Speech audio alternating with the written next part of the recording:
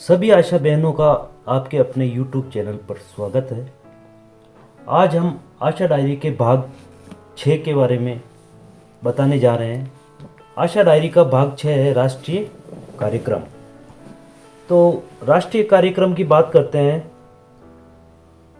राष्ट्रीय कार्यक्रम में जब आशा डायरी देखेंगे हम, तो इसमें सबसे पहले जो एक जानकारी दे रखी है, आशा रोग कहणो है मच्छर ने भगाणो है। यानी कि जो भी बीमारियां होती है, चाहे मलेरिया हो, डेंगू हो, चिकनगुनिया हो, ये सारी मच्छरों से फैलने वाली बीमारियां हैं। तो इनसे बचाव के बारे में आपको बताया गया है। अपने आसपास घर, गली, गांव, कुआं, कुंड, तालाब आदि में मच्छर पैदा न होने दें। इसमें मच्छर का जीवन चक्र भी बताया है। जैसा कि आप सभी जानते हैं कि मच्छर, जो मलेरिया का मच्छर होता है, मादा एनोफिलीज, वो उसके अंडे पानी में देता है। उसके बाद में लार्वा, फिर प्यूपा, फिर वो जाके मच्छर का रूप लेता है। इस अवधि में 7 दिन का समय लगता है।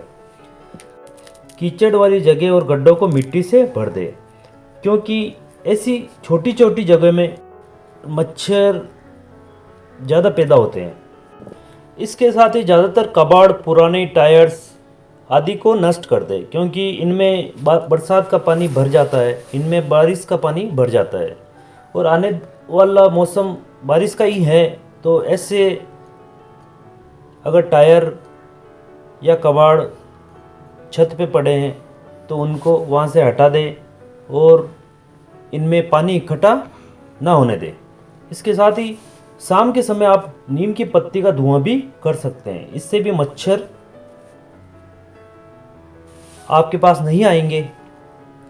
और सोने से पहले मच्छरदानी लगाएं। अगर किसी एरिया या शहरी क्षेत्र है जहां मच्छर ज़्यादा पाए जाते हैं, ऐसे स्थानों पर या ऐसी जगहों पर आप मच्छरदानी लगाकर सोएं। उससे आपको मच्छर नहीं काटेंगे। लार्वा दिखने पर तुरंत केरोसिन का छिड़काव करें अथवा स्वास्थ्यकर्मी से टेमोफोस दवाई का छिड़काव करवाएं। अगर कहीं पानी इकट्ठा हो रखा है और उसमें आपको कीड़े दिख रहे हैं, तो वो क्या एक मच्छर का रूप है, वो लार्वा है। तो ऐसे पानी में आप बर्न ऑयल, जो जला हुआ तेल होता है, जो कि मोटरसाइकिल वगैरह से निकलता है या किसी गाड़ी से निकला हुआ तेल है, जला हुआ तेल जिसको ऑयल कहते हैं, वो आप डाल दें। उसमें अगर केरोसिन मिला के डाल दें तो वो उसकी परत पानी के ऊपर जम जाएगी। उससे वो मच्छर सांस नहीं ले पाएंगे और वो मर जाएंगे, ख़त्म हो जाएंगे। तो ये चीज़ें आप कर सकते हैं। स्वास्थ्य केंद्र से गंबूजिया मछली लाकर खुले पानी में छोड़ें। कई जगह हैचरी बनाई हुई है, कई प्राथमिक स्वास्थ्य केंद्रों पर, तो वहाँ पे गंबूजिया मछलियाँ पाई जाती है। उनको आप गंदे पानी में छोड़ सकते हैं। वो भी मलेरिया के मच्छरों की जो लार्वा है उनको खा जाती है। तो ये सारी चीज़ें मतलब मच्छरों को नियंत्रण करने में बहुत ही लाभदायक होती है, जिनके बारे में आशाओं को जानकारी होना बहुत ही ज़रूरी है। इसके साथ ही स्वास्थ्य केंद्र पर तुरंत खून की जांच कराएं। अगर कोई बुखार से पीड़ित रोगी है तो आपको उसको तुरंत उसकी स्लाइड बनानी है, उसकी जाँच करनी है। तुलसी के पत्तों का सेवन करें, ये आयुर्वेदिक उपचार है।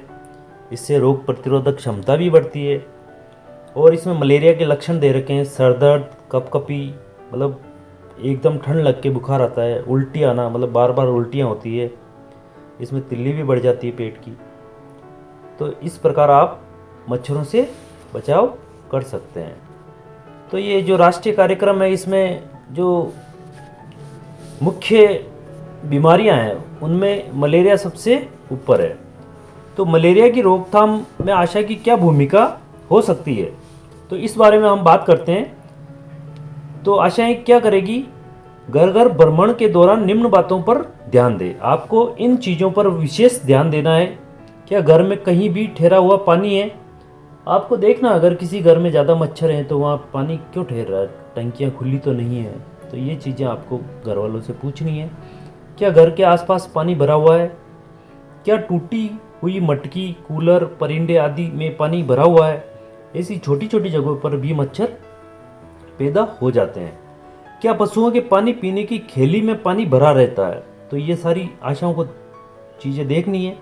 अगर ऐसा है तो इस घर में मलेरिया डेंगू होने की ज़्यादा संभावना है, इन्हें तुरंत खाली करावें। आशा को ये कार्य करने चाहिए। अब आशा क्या काम करेगी? ठहरे हुए पानी की निकासी कराएं। अगर कहीं पानी भरा हुआ है तो उसकी निकासी के लिए नाली वगैरह का निर्माण आप जो भी VHSE है उसकी मदद से आप करवा सकते हैं। 7 दिन में एक बार भरा हुआ पानी खाली करवा लें। लोगों को ये समझाएं कि 7 दिन से ज़्यादा अगर किसी जगह पानी इकट्ठा है, मतलब मटकी में या कहीं अपनी पानी की टंकी में, तो उसको एक बार पूरी तरह से खाली कर दें और उसको सुखाएं। गंदे पानी में जला हुआ तेल डलवाएं। जैसा कि मैंने आपको बताया कि गंदा पानी अगर कहीं भरा हुआ है तो उसमें जला हुआ तेल डाल सकते हैं, जिसको MLO कहते हैं। MLO आपको चिकित्सा विभाग की तरफ से बनाया देते भी हैं। उसके साथ ही ताज़ा ठहरे हुए पानी में नज़दीकी हैचरी से गंबूसिया मछली डालें। अगर साफ पानी है और पीने का पानी है, ऐसी जगह पर आप गंबूसिया मछलियाँ डाल सकते हैं। सुबह शाम बच्चों को पूरे कपड़े हाथ पांव ढके हुए पहनने की सलाह दें। ये बहुत ही अच्छा तरीका है मच्छरों से बचाव करने का।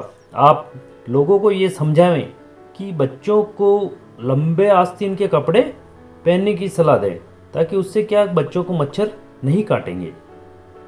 बुखार के मरीज की स्लाइड लेकर जांच हेतु PSC भेजें। आपको अगर कहीं बुखार के मरीज मिल रहे हैं तो उनकी तुरंत आपको स्लाइड बनानी है। आपकी आशा की जो दवा किट है उनमें स्लाइड होना बहुत ही ज़रूरी है। आशा को प्रोत्साहन राशि। अब इसके लिए आशा को क्या प्रोत्साहन राशि मिलेगी? एक बुखार के मरीज की स्लाइड लेने पर राशि 15 रुपये। अगर आप किसी भी एक मरीज की स्लाइड लेते हैं तो उस स्लाइड लेने के आपको 15 रुपये है, लेकिन वो स्लाइड 24 घंटे के अंदर अंदर प्राथमिक स्वास्थ्य केंद्र पहुंच के जांच होना भी ज़रूरी है, क्योंकि अगर टाइम पे जांच नहीं होगी तो उस मरीज को समय पर रिपोर्ट प्राप्त नहीं होगी, जिससे कि उसका अगर मलेरिया पॉजिटिव पाया जाता तो उसका समय पर इलाज प्रारंभ होना भी बहुत ज़रूरी है। प्रत्येक PV केस की RT पूरी कराने पर राशि 75 रुपये। अगर मलेरिया पॉजिटिव पाया जाता है तो PV का मतलब होता है प्लाज्मोडियम वाइवेक्स, मलेरिया का एक प्रकार है। तो इसकी RT 14 दिन तक चलती है। 14 दिन आपको इलाज खिलाना है, तो इसके 75 रुपये आपको मिलेंगे। तो इस प्रकार ये मलेरिया के बारे में आपको जानकारी दे रखी है। इसके आगे के पेज की बात करें तो आगे तालिका संख्या 15 है। आशा डायरी के भाग 6 में तालिका संख्या 15, इसमें है बुखार के रोगी की ली गई ब्लड स्लाइडों का विवरण। आपको बुखार के रोगियों की ब्लड स्लाइड लेनी है। इसमें सबसे पहले क्रम संख्या आ जाएगी, उसके बाद में मकान का नंबर, जो आपके आशा डायरी में मकान नंबर के हिसाब से सर्वे कर रखा है वो मकान नंबर आपको डालना है। जो आपने ऑयल पेंट से अपने क्षेत्र में मकान का क्रमांक भी चिन्हित कर रखा होगा वो मकान नंबर यहाँ आ जाएगा। उसके बाद में रोगी का नाम, उम्र, लिंग, महिला या पुरुष, बुखार की अवधि दिनों में, उसे कितने दिनों से बुखार आ रहा है, स्लाइड संग्रहण की दिनांक, आपने स्लाइड कब ली है, जांच हेतु स्लाइड प्रस्तुत करने की दिनांक, आपने जांच के लिए स्लाइडें कब भिजवाई है। उसके बाद में जांच का परिणाम, उसके जांच का क्या परिणाम रहा, PV यानी कि प्लाज्मोडियम वाइवेक्स के प्रकार का मलेरिया था, PF यानी कि प्लाज्मोडियम फैल्सीवेरम, और मिक्स का मतलब होता है दोनों ही प्रकार और या नेगेटिव। जांच का परिणाम में 4 प्रकार के रिजल्ट आपको देंगे, या तो PV होगा या PF होगा या मिक्स होगा या नेगेटिव होगा। आपको स्लाइडों के साथ ये जो फॉर्मेट दे रखा है, ये फॉर्मेट एक प्लेन पेपर में उतार के स्लाइडों के साथ भिजवाना है, ताकि लैब टेक्नीशियन स्लाइडों की जांच करने के साथ ही उसी पेपर पर आपको रिजल्ट उतार के दे देगा। इसके बाद में आएगा तालिका संख्या 16, मलेरिया पॉजिटिव केस जिन्हें RT दी गई है। अब तालिका संख्या 16 में आपको उन मरीजों की डिटेल भरनी है जिनको मलेरिया पॉजिटिव पाया जाता है। इसमें क्रम संख्या आ जाएगी, फिर मकान का नंबर, रोगी का नाम, उम्र, लिंग, महिला या पुरुष, मलेरिया का प्रकार, पीवी, पीएफ और मिक्स, उपचार शुरू करने की दिनांक और उपचार पूर्ण होने की दिनांक। अब ये हो गया अपना तालिका संख्या 15। एक नोट दे रखा है, बुखार कोई भी मलेरिया हो सकता है, यानी कि कोई भी बुखार मलेरिया हो सकता है। जांच करा तुरंत आपको उपचार लेवें। मरीज की तुरंत प्रभाव से जांच कराकर आपको मलेरिया का उपचार देना है। ये फॉर्मेट आपको ऐसा भर के आशा क्लेम फॉर्म में भी ये जानकारी उतारनी है। तो आरटी पूर्ण किया जाना अति आवश्यक है, अन्यथा पुनः गंभीर मलेरिया हो सकता है। अगर मलेरिया की दवाई दी है तो आपको पूरी दवाई देनी है, और ये मलेरिया की दवाई आपको दूध के साथ ही देनी है, क्योंकि ये बहुत ही गर्मी करती है और इसके साइड इफ़ेक्ट भी काफ़ी होते हैं, इसलिए आपको दूध के साथ मरीज को मलेरिया की दवाई दिलाने की सलाह देनी है। इसके बाद में आगे चलते हैं मोतियाबिंद। मोतियाबिंद की बीमारी अक्सर जो भी बुजुर्ग व्यक्ति हैं उनमें देखी जाती है।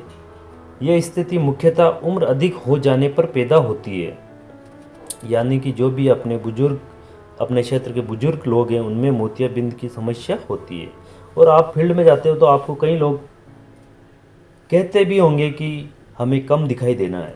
तो अगर ऐसा आप सुनते हैं तो आपको एकदम उन पे ध्यान देने की ज़रूरत है। तो ऑपरेशन द्वारा मोतियाबिंद के कारण होने वाली दृष्टि विहीनता से बचा जा सकता है। ऑपरेशन कराने के बाद आँखों की रोशनी पुनः लौटाई जा सकती है। मोतियाबिंद का ऑपरेशन सुरक्षित एवं आसान है। संकेत और लक्षण, मोतियाबिंद के क्या क्या संकेत और लक्षण हैं? दृष्टि में धीरे धीरे कमी आना, मतलब देखने में धीरे धीरे कमी आना। नेत्र की पुतली धुंधली हो जाती है। आप आँखों को देखोगे तो आपको पता लग जाएगा कि आँखों में धुंधलापन दिखाई दे रहा है। इस बीमारी में आँखों में दर्द नहीं होता है, आँखों में किसी प्रकार का दर्द नहीं होता है। सरकारी अस्पतालों और गैर सरकारी संस्थानों में लेंस सहित मोतियाबिंद के ऑपरेशन की सेवाएं मुफ्त उपलब्ध हैं। सरकारी संस्थानों में मोतियाबिंद का ऑपरेशन निःशुल्क होता है। गांव के सभी मोतियाबिंद केसेस को सलाह देकर निःशुल्क लेंस प्रत्यारोपण हेतु प्रेरित करें। अंधता निवारण कार्यक्रम, आशा की भूमिका। अब इसमें आशा की क्या भूमिका हो सकती है? मोतियाबिंद को ऐसे पहचाना जा सकता है: उम्र 50 वर्ष से अधिक, धीरे धीरे आंखों की रोशनी कम हो रही हो, पुतली में हल्का हल्का सफ़ेदी दिखाई देने लगे, एक कदम की दूरी से आपके हाथ की उंगलियों को गिनने में परेशानी हो रही हो सकता है इनका मोतियाबिंद पक गया है। नज़दीकी चिकित्सा केंद्र में जांच हेतु भेजें। चिकित्सक के हाँ बोलने पर आगामी मोतियाबिंद के कैंप में ऑपरेशन हेतु लेकर जावें। कैंप में निःशुल्क लेंस प्रत्यारोपण किया जाता है। प्रेरक राशि, आशा को प्रेरक राशि 350 रुपये प्रति केस 1 महीने के उपरोक्त फॉलोअप पश्चात दे है, यानी कि आशा को प्रत्येक मोतियाबिंद ऑपरेशन के मोटिवेशन के आपको 300 रुपये का भुगतान होगा। तो मोतियाबिंद का ऑपरेशन कराए गए व्यक्तियों का विवरण ये आपको भरना है तालिका संख्या 17 में। इसमें क्रम संख्या आ जाएगा, मकान का नंबर, रोगी का नाम और आधार नंबर, उम्र, लिंग, महिला पुरुष, ऑपरेशन की दिनांक, डिस्चार्ज की दिनांक, आँख जिसका ऑपरेशन हुआ है बाई है या दाई है, कैंप स्थल सरकारी गैर सरकारी, कैंप आयोजक सरकारी या प्राइवेट, सरकारी निजी संस्था का नाम एवं पता में मोबाइल नंबर। यहाँ से आपको मोतियाबिंद का जो ऑपरेशन कराया है उसका मोटिवेशन का सर्टिफिकेट भी लेकर आना है, तभी आपको इसका भुगतान होगा। आपका ये पुण्य प्रयास इनकी ज़िंदगी में फिर से रोशनी ला सकता है, इसलिए ये बहुत ही पुण्य का काम है अगर आप किसी का मोतियाबिंद का ऑपरेशन कराते हैं तो। इसके बाद में बात करते हैं लेप्रोसी यानी कि कुष्ठ रोग। कुष्ठ रोग में आशा की क्या भूमिका हो सकती है? आशा द्वारा कुष्ठ रोग के संदेह वाले व्यक्ति की पहचान हेतु निम्न लक्षण देखने का प्रयास करना चाहिए। आपको प्रत्येक व्यक्ति में ये लक्षण देखने का प्रयास करना चाहिए। वैसे तो कुष्ठ रोग का रोगी अगर कहीं होता है तो वैसे ही आपको पहली नज़र में ही दिख जाना चाहिए। शरीर की चमड़ी पर चमड़ी के रंग से फीका, हल्का पीला या लाल सा बदरंग दाग धब्बा जिसमें सुन्नपन सा हो, अर्थात न दर्द हो, न जलन, न खुजली, न चुभन, न ठंडा लगे, न गर्म। मतलब आपको अगर कहीं शरीर पर ऐसा निशान दिख रहा है, आपको माचिस की तीली चुभा के देखनी चाहिए। एक प्लेन जगह पे चुभानी चाहिए, एक उस धब्बे वाली जगह पर चुभानी चाहिए। अगर उसमें किसी प्रकार का दर्द नहीं हो रहा हो तो वो कुष्ठ रोग का संदिग्ध हो सकता है। चमड़ी पर तेलिया, तामिया चमक हो, मतलब तांबे के कलर का चमकीला निशान आपको दिखाई देगा। चमड़ी पर, खासकर चेहरे पर, भौहें के ऊपर, ठोड़ी के नीचे सूजन, मोटापन या गांठें हो।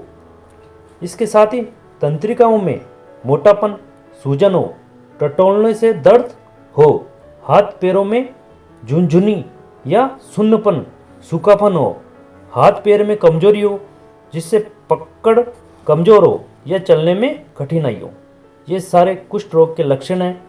हो सकता है इनको संभावित कुष्ठ रोग हो। चिकित्सक से जांच कराने हेतु प्रेरित करें। ऐसे व्यक्तियों को आपको प्रेरित करना चाहिए, जैसे कि चित्र में दिखा रखा है। उपचार निःशुल्क उपलब्ध है। पूरा कोर्स लेने पर पूरा इलाज संभव है। रोगी को आप समझाएं कि अगर आप पूरा इलाज लेओगे तो आप पूरी तरह से ठीक हो जाओगे। पीबी कैटेगरी में इलाज। अब इसमें 2 प्रकार का इलाज चलता है, पीबी और एमबी। इसमें 6 खुराक 6 से 9 माह में पूर्ण करें। पीबी का मतलब होता है पोस्ट बेसिलरी और एमबी का होता है मल्टी बेसिलरी। मल्टी बेसिलरी या एमबी कैटेगरी में इलाज 12 खुराक 12 से 18 माह में पूर्ण करें। मतलब इसका इलाज 1 साल से 1.5 साल तक चलता है। और पीबी का इलाज 6 माह से लेकर 9 माह तक चलता है। पूरा कोर्स लेने हेतु प्रेरित करें। नए कुष्ठ रोगी के रूप में जांच कन्फर्म होने के बाद रजिस्ट्रेशन पर दे मान दे। दृश्य विकृति से पूर्ण, अगर उसके 5 धब्बे से कम है तो आपको शुरुआती पता लगाने पर 250 रुपये का भुगतान होगा। और अगर दृष्टि विकृति पश्चात अगर आंखों से दिखाई देना बंद हो गया और उसके रोग ज़्यादा फैल गया है, तब आपने अगर उसका पता लगाया है तो आपको 200 रुपये का भुगतान होगा। पूर्ण उपचार पश्चात दे मानदेय। पीबी केस के लिए 400 रुपये और एमबी केस के लिए 600 रुपये। अगर पीबी का इलाज आप पूरा देते हैं तो आपको 400 रुपये का भुगतान होगा, और अगर एमबी का पूरा इलाज देते हैं तो आपको 600 रुपये की राशि का भुगतान होगा। अब आगे कुष्ठ रोगी को दवा एवं पूर्ण उपचार का विवरण। तालिका संख्या 18। इसमें आपको क्रम संख्या लिखनी है, रोगी का नाम लिखना है, पूर्ण पता व फोन नंबर, उम्र, लिंग महिला पुरुष, रजिस्ट्रेशन की दिनांक, कुष्ठ रोग का प्रकार पीबी या एमबी, उपचार शुरू करने की दिनांक और उपचार पूर्ण होने की दिनांक। इस प्रकार आप कुष्ठ रोगी को अपना इलाज पूरा दिलाकर आप इस मानदेय को प्राप्त कर सकते हैं। इसके बाद बात करते हैं टीबी की। टीबी के संदिग्ध रोगी किसे मानेंगे? 2 हफ्ते हो गए क्या? अगर कोई व्यक्ति आपको कहता है कि मेरे को 2 हफ्तों से ज़्यादा खांसी है तो वो टीबी का संदिग्ध मरीज हो सकता है। तो 2 हफ्ते का आपको ध्यान रखना है। नज़दीकी स्वास्थ्य केंद्र में जाकर बलगम की मुफ्त जांच कराएं।